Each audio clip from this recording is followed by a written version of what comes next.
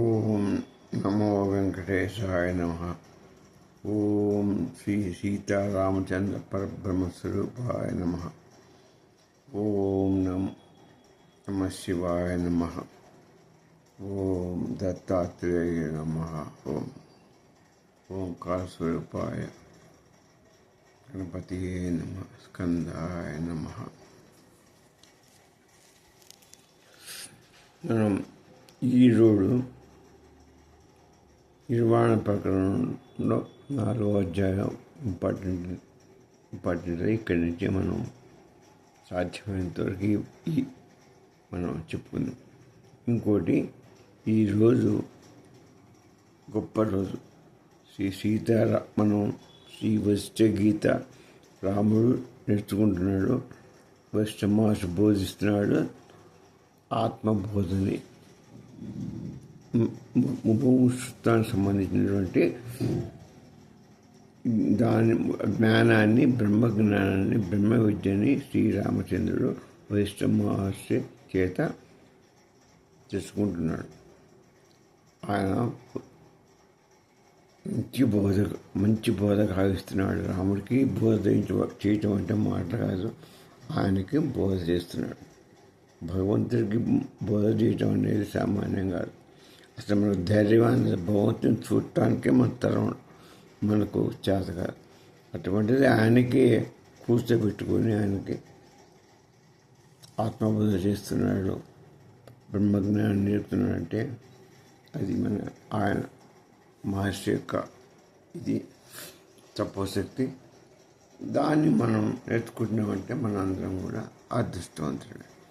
ఆ రామచంద్రమూర్తి యొక్క అనుగ్రహం. ఇంకోటి, ఈరోజు భక్తులందరికీ శ్రీరామనవమి శుభాకాంక్షలు. ఆ సీతారామచంద్రుడి వల్ల సకల సౌభాగ్యాలు కలగవాలని నా ప్రార్థన. అన్నిటికంటే ముఖ్యంగా మోక్షసిద్ధుడు కావాలని నా సత్ప్రార్థన. ఇప్పుడు మనం ఏం నేర్చుకుందామంటే, చిదాకాశం అంటే ఏంటి, అతురీయ స్థితి అంటే ఏంటి, సాక్షి చైతన్యం ఏంటి. ఒకటి చిదాకాశం, దీని మూలం చిదాకాశం. మనం మొట్టమొదటి నేర్చుకుంటాను. అసలు ఉండేది శాశ్వతమైన వస్తువు చిదాకాశం. అట్నే మనం తృతీయ స్థితిని గురించి చెప్పుకున్నాం, దాని గురించి కూడా మనం నేర్చుకున్నాం. తర్వాత సాక్షి చైతన్యం. సాక్షి చైతన్యం అంటే మన ఆత్మసాక్షి, పరబ్రహ్మ స్వరూపం సాక్షి, వారి యొక్క రూపాన్ని మనం తెలుసుకున్నాం. దానికి వశిష్ఠమహర్షి ఏం చెప్తున్నాడంటే ఒక శ్లోకం చెప్పాడు. చిదాకాశే విభాత్యే తత్ స్వప్నవత్ జగదీదృశం. చిదాకాశే విభాత్యే తత్ స్వప్నవత్.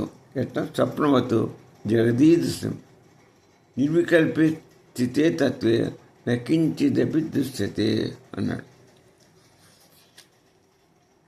అంటే చిదాకాశే, ఆ చిదాకాశం అంటే మన ఆకాశానికి పైన ఉన్నటువంటి చిత్తాకాశం, అది చిదాకాశం. చిత్ అంటే చైతన్య స్వరూపం ఉన్నటువంటి ఆ పరమాత్మ విరాట స్వరూపుడు ఉన్నటువంటి స్థానం చిదాకాశం. చైతన్య ఆకాశంలోనే ప్రకాశిస్తుంది, విభాతి ప్రకాశిస్తుంది. ఎందుకని ప్రకాశిస్తున్నది? సాక్షాత్ విరాట స్వరూపుడైన సత్స్వరూపుడు అక్కడ ఉన్నాడు, సత్స్వరూపుడైనటువంటి అమ్మవారు అక్కడ ఉంది. కాబట్టి చిదాకాశం కోటి సూర్యుడి వెలుగుతో అది ప్రకాశిస్తుంటుంది. ఒక్క సూర్యుడు ఉన్నటువంటి మన లోకం ఇంత ప్రకాశం ఆయన ఇస్తున్నాడంటే, ఇంతమంది లోకానికి, ఇంతమంది జీవులకి మనకి అనుకో వెలుగునిచ్చి, మనకు పోషణకి ఆహారాన్ని ఇచ్చి, మనకి చైతన్యాన్ని కల్పిస్తున్నాడంటే చిదాకాశం 1000 కోట్ల సూర్యుడు సుప్రభాసమానుడైనటువంటి ఆ విరాట్ పురుషుడు, ఆ విరాట్ స్వరూపిణి అయిన సత్తు ప్రస్తుత వారి యొక్క స్థానమైన చిదాకాశం ఇంకా ఎంత వెలుగుతో ప్రకాశిస్తుందో అని విభాతి తత్ బాగా తీవ్రమైన ప్రకాశ స్వరూపాన్ని కలిగి ఉన్నది చిదాకాశం. అది ఇంకోటి ఎట్లా స్వప్నవత్ జగదీ దృశ్యం. అక్కడ ఉందంటే మనకు స్వప్నంలో జగత్తు ఎట్టయితే ఉంటుందో స్వప్నవత్ కలలాగా ఈ జగత్తు ప్రపంచకం మొత్తం కూడా ఉన్నది మూడే. ఒకటి ఈశ్వరుడు, రెండు జగత్తు, మూడు జీవుడు. ఉన్నాయి మూడే మనం ప్రధానంగా చెప్పుకుంటాం. ఒకటి ఈశ్వరుడు అంటే బ్రహ్మం, పరబ్రహ్మ స్వరూపుడు. తర్వాత రెండోది జగత్తు. తర్వాత మనకు కనిపిస్తుంది మొత్తం జగత్తు. ఇవి జగత్తు కనబడుతున్నది. తర్వాత జీవుడు అంటే మనం, మానవులు, ఈ దేవతలు, ఇదంతా జీవులు. ఇదంతా జీవపురుషుడు వాడు జీవుడు. అయితే ఇదంతా ఈ జీవుడు ఈ జగత్తు మొత్తం కూడా అక్కడ చిదాకాశంలో స్వప్నంలాగానే కనపడుతున్నవి అని స్పష్టంగా చెప్తున్నాడు స్వామి. నిర్వికల్పే అంటే వికల్పం. నిర్వికల్పం అంటే సంకల్పం కానిది. సంకల్ప రహిత స్థితిలో అంటే సంకల్పం లేదు. స్వామి ఇటువంటి సంకల్పం చేయలేదు. ఎవరాష్ట్ర అప్పుడు నిర్దిస్తే అప్పుడు ఈ జగత్తు కనపడదు. స్వామి సంకల్పం చేస్తే జగత్తు కనపడుతుంది. స్వామి సంకల్పం చేయకపోతే కనపడదు. అట్లా ఎలాగంటే మనకు స్వప్నంలో కల వస్తే మనకు ఒక రకమైనటువంటి ప్రపంచం అంతా ఏది అంతా కనపడుతుంది. ఆ కళ రాకపోతే ఏది లేదు. అది చిదాకాశ రూపంలో యొక్క తత్వం గురించి స్వామి చెప్పాడు. జగత్తు చిదాకాశంలోనే కనపడుతుంది. అన్ని లోకాలు చిదాకాశంలో కంపల్సరీ ఉంటాయి. అక్కడ లేనిది లేదు. ఎందుకంటే వ్యాసస్వరూపుడు సత్తు ప్రసిద్ధు స్వరూప అమ్మవారు అయ్యేవారు అక్కడే ఉన్నారు కాబట్టి, రూపాయి నాన్న లెక్క బొమ్మ బొత్తు లెక్క ఉంటున్నారు కాబట్టి అక్కడనే లేని వస్తువు ఇక్కడెక్కడ ఉండదు. అక్కడ ఉన్నదే ఇక్కడ మనకు కనపడుతుంది. అక్కడ ఎట్లా కనపడుతుంది? స్వప్నంలాగా కనపడుతుంది. అక్కడ స్వప్నమే ఇక్కడ మనం జగత్తుగా జీవాత్మగా మనం చైతన్యాత్మగా ఇక్కడ మనం కనపడుతున్నాం. అక్కడ ఆయనకు సంకల్పం లేకపోతే మనకి ఏవి కూడా కనపడవు. ఇకపోతే చిదాకాశతత్వం దాన్ని మన లోతైన ఆధ్యాత్మికంగా మనం ఆలోచిస్తే చిత్ అంటే చిత్తు చైతన్య స్వరూపం. చిత్ అంటే చైతన్య స్వరూపం ప్లస్ ఆకాశం, చిదాకాశం. చిత్ అంటే సత్తు చిత్తు. చిత్తు అంటే అమ్మవారి యొక్క చైతన్య స్వరూపం. అమ్మవారి చైతన్యం ఆ గుణాలతోనే మనం నానా రకాలుగా, నానా విధాలుగా, నానా ఆకృతులుగా మనం రూపాలు పొందాం. ఇక్కడంతా చైతన్య స్వరూపుడు. ఆ స్వామి ఇప్పుడు సాక్షిభూతుడే. ఆయన జడం. ఆయన ఏది అంటించుకోడు, ఆయనకి ఏది అంటదు. ఆయన కేవలం అమ్మవారికి చైతన్యాన్ని కలిగిస్తాడు. ఆమెకే అప్పు చెప్తాడు. ఆమెని చైతన్యం స్వరూపిస్తే ఆమె ద్వారా ఆమెకున్న మూడు గుణ త్రిగుణ స్వరూపిణి పరమశక్తిని స్వామి యొక్క అంశతో ఆమెకు వచ్చి ఆమె మనందరినీ సృష్టించి మనని ఈ లోకాలన్నింటినీ సృష్టించి నడుపుతుంది. స్వామి యొక్క శక్తి అమ్మవారికి ప్రసాదిస్తాడు అన్నమాట. ఆయన యొక్క చైతన్య శక్తి అమ్మవారిలో తాత్మం చెందుతుంది. అమ్మవారు ఈ లోకాలన్నీ సృజించి ఆమె తనకున్న మూడు గుణాల చేత వివిధ రూపాలుగా, వివిధ ఆకృతులుగా, వివిధ లోకాలుగా సంపూర్ణ అన్నిటికీ ఆకారాలు ఇచ్చి చైతన్య స్వరూపంగా చైతన్యాన్ని ఇచ్చి మనని ఆడిస్తుంది అమ్మవారు. అయితే ఈ చిదాకాశం ఎట్లా ఉంటుందంటే, మనం సత్తు ప్రస్థితి అక్కడున్న స్వరూపం, సత్తు ప్రస్థితిని కలిగి ఉన్నటువంటి సద్గణ చిద్గణ స్వరూపుడైన పరబ్రహ్మ యొక్క సచిత్ర స్థానం. వారిద్దరి మాత్రం శాస్త్రం. వారిద్దరు కలయికే బ్రహ్మానందం. వారిద్దరు కలయికే బ్రహ్మానందం. సద్గణ చిద్గణ బ్రహ్మానంద స్వరూపుడు స్వామి. అమ్మవారు ఎప్పుడైతే కలుస్తుందో ఆయన బ్రహ్మానందాన్ని, వారిద్దరు స్వరూపులుగా ఉంటారు. మనం అక్కడి వాళ్ళని చూడగానే, ఆ లోకంలో అడుగు పెట్టగానే మనం ఆ జ్యోతి స్వరూపంలో మనం బ్రహ్మానంద స్థితిలోకి చేరిపోతాం. ఇక మనకి ఏది తెలియదు. అది ఆనందం. ఆ స్వామి ఏ ఆనందం పొందుతున్నాడో మనం ఆనందంలోనే ఉండిపోతాం. ఒకటే గుర్తు. ఆయన అక్కడ ఉండేది ఏంటి అంటే నిరాకారం. వారిద్దరు ఆకారం, సత్తు చిత్తులకి ఆకారంలో, కానీ వారిద్దరూ ఉన్నారు. ఎలా ఉన్నారు? జ్యోతి పుణ్యంగా ఉన్నారు. జ్యోతి స్వరూపుడు 1000 కోట్ల సూర్యప్రకాశ సమానంగా విరుగుతున్నారు. అనుకునే అది చైతన్య స్వరూపంలో విరుగుతారు. అది 1000 కోట్ల సూర్యప్రకాశంతో చైతన్య స్వరూపులుగా అక్కడ ప్రకాశమానంగా విరుగుతున్నారు. అక్కడ స్వరూపంతో విరుగుతున్నారు. వారిద్దరూ నిరాకార స్వరుడు. అక్కడ ఏమీ కనపడదు, ఒక్క బ్రహ్మానందమే. అది కూడా కనపడి వస్తుంది. బ్రహ్మానందం మనకు కనపడుతుందా? కనపడదు. స్వామి వాళ్ళు కూడా ఇద్దరు కనపడరు. కాబట్టి అది ఏంటి? చిదాకాశం అంటే నీళ్ళు. అక్కడ ఏది కనపడదు, కానీ ఉండేది సర్వం, సర్వం నడిచేది అక్కడిని. అదే సెంటర్ పాయింట్. మూలం అదే, అన్నిటికీ మూలం అది. సర్వవ్యాప్తం అదే. అక్కడ లేని వస్తువు ఉంటుంది అని చెప్పాను కదా. అన్ని లోకాలు అన్నీ కూడా అక్కడనే ఉంటే అది ఆయన ఆ పరబ్రహ్మస్వరూపుడు, సర్వవ్యాప్తి, సర్వ ప్రకాశమానుడు, సర్వజ్ఞుడు, సర్వవ్యాప్తి, నిరాకారుడు, అన్ని గుణాలు, గుణరహితుడు. గుణాలు ఆకారం తీసుకోగలడు. మాయ తన యొక్క శక్తితోని మాయ ద్వారా ఆకారం తీసుకోగలడు. మళ్ళా నిరాకారంగా మారిపోగలడు. అన్ని శక్తులు ఆయనకున్నాయి. ఆయన మించిన శక్తి ప్రపంచం లేదు. ఆయనలోనే ఉన్నటువంటి ఇదే మన ఈ ప్రపంచం. ఆయన యొక్క ఊహ, ఆయన యొక్క సంకల్పాలే ఈ జగత్తు ప్లస్ జీవుడు. ఇది అందుకనే మన యొక్క జీవుల్లో ఉన్నటువంటి ఆత్మ ఏదైతే ఉన్నదో ఆ బ్రహ్మస్వరూపమే.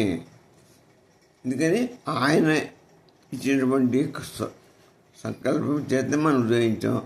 ఆయన ఇక్కడ ఆత్మ అనే చైతన్య స్వరూపం, ఆయనలోని చైతన్య స్వరూపం ఆత్మగా మనకి ఇక్కడ ఆయన ద్వారా మనకు ఆత్మగా మనకు మన్ని చైతన్యాన్ని కలిగింపజేస్తుంది. చేస్తే ఈ మనం జీవుడు కానీ జగత్తు సృష్టించబడింది, జీవులు సృష్టించబడ్డారు. వీళ్ళందరికీ చైతన్య స్వరూపుని ఆత్మ. మొత్తం అన్ని లోకాలకి మనకు ఆత్మ చైతన్యం ఎలాగో అన్ని లోకాలకి సగుణ బ్రహ్మస్వరూపం అమ్మవారు ఆమె చైతన్య స్వరూపిణి. అన్ని లోకాలని వారిద్దరు సృష్టిస్తారు. వారు యొక్క అంశరే ఆయన అంశ అమ్మవారిలో ఉంటుంది. అమ్మవారు ఇంకొక సృష్టించి ఆమె చైతన్య స్వరూపిణిగా అందరినీ నడిపిస్తుంది. అది బ్రహ్మ చైతన్యం, ఇది ఆత్మ చైతన్యం. ఇది మనం గుర్తుపెట్టుకోవాలి. ఈ 3 ఆకాశాలు ఉంటాయి. ఆ 3 ఆకాశాలలో ఒకటి భూతాకాశం అంటాం, ఒకటి భూతాకాశం, రెండోది చిత్తాకాశం, మూడోది చిదాకాశం. ఒకటి భూతాకాశం అంటే ఈ మనకు కనపడేటువంటి అన్ని భూతాలంటే అన్ని జీవులకు కనపడేది. అన్ని జీవులు ఆ ఆకాశం కిందనే ఉండి వారందరూ ఇక్కడనే జీవులు ప్రకాశిస్తున్న వారికి ఉన్నటువంటి ఈ మనకు కనపడే వస్తువు ఆకాశం, పంచభూతాలు ఉన్న ఆకాశం అనేది ఉందో అది భూతాకాశం. అన్ని జీవులకు ఆధారమైనటువంటిది ఆ ఆకాశం భూతాకాశం ఉంటుంది. ఆ ఆకాశం లేకపోతే మనకు పుట్టుకలేదు, అదే ఆధారం. తర్వాత చిత్తాకాశం, మన జీవుడికి లోపల చిత్తం ఉంది కదా, మనస్సు చిత్తం. ఆ చిత్తం యొక్క బాక్స్ అంటే ఈ మనస్సు సృష్టించే సంకల్ప వికల్పాలన్నీ కూడా చిత్తాకాశంలో, చిత్తాకాశం అంటే ఆ చిత్తాకాశం ఒక బాక్స్ లాంటిది, నిక్షిప్తమై ఉంటాయి. చిత్తాకాశం మనస్సు యొక్క ఆకాశం, ఎవరికి వాడికి చిత్తాకాశం ఉంటుంది. ఆ ఆకాశంలో ఏముంటాయి? మన యొక్క సంకల్ప, మన యొక్క బుద్ధి చేత, మనసు చేత ఏర్పడిన సంకల్పాలన్నీ కూడా, వాసనలతో కూడినటువంటి సంకల్పాలు అన్నీ అక్కడ ఉంటాయి, చిత్తాకాశాలు పేర్కొని ఉంటాయి. అదే బంధనాలు ఏర్పరుస్తాయి. ఆ బంధనాలు తొలగిపోతేనే కానీ మనకి ఆత్మ కనపడదు. పైన భూతాకాశం వల్ల మనకు జన్మ వచ్చింది, మనం జీవిస్తున్నాం, అన్నిటికీ ఆధారం అది పంచభూతాలు ఆకాశం నుండి పుట్టినాయి. ఆ పంచభూతాల నుంచే మన శరీరం ఉద్భవించింది, అమ్మవారు ఉద్భవం చేసింది. తర్వాత స్వామి చైతన్య సాక్షి స్వరూపుడుగా, ఆత్మస్వరూపుడుగా మనలో ఉన్నాడు. మనం ఆయన యొక్క ఇది అమ్మ చైతన్యంతోనే మనం ఎంత అమ్మ శరీరం ఎంత ఆయన స్వామివారి యొక్క చైతన్యంతోనే మనం అన్ని పనులు ఈ చైతన్య ఆత్మ చైతన్య స్వరూపం వల్ల మనం ఈ కాళ్ళు చేతులు అన్నీ మన ఈ యొక్క ఈ మొత్తం నడుస్తుంది. ఇవన్నిటికీ మూలం చిత్తాకాశం. చిత్తాకాశం వల్లే మన కర్మలు, మన బంధాలు అన్నీ అక్కడ పేర్కొంటాయి. పుణ్య పాపాలు అన్నీ ఉంటాయి అక్కడే. స్టోరేజ్ బాక్స్, దాన్ని బట్టి మన జన్మలు ఉత్పన్నం అవుతుంటాయి. ఇంకొకటి చిదాకాశం, ఇది చిత్తాకాశం.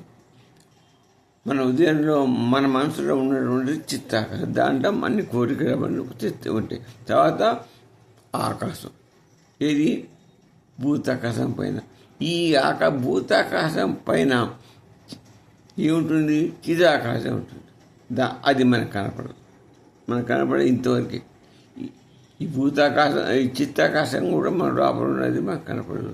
అటు చిదాకాశం కనపడదు, భూతాకాశం కనపడదు. కనపడేది మనకు కనపడేది ఒక్క భూతాకాశం మాత్రం కనపడుతుంది. చిత్తం కనపడదు, చిదాకాశం కనపడదు. చిత్తం అంటే మనసులో పైన ఉన్నటువంటి బాక్స్, అది కనపడుతుందా? మనకు మనసు కనపడదు, మన యొక్క సంకల్పాలు వికల్పాలు కనపడవు. మనకి ఈ బంధనాలు ఇవన్నీ కూడా చిత్తాకాశంలో కర్మలన్నీ అక్కడ స్టోర్ అవుతాయి. అది కూడా మనకు కనపడేది ఒక భూతాకాశం. చిదాకాశం అంటే ఏంటి?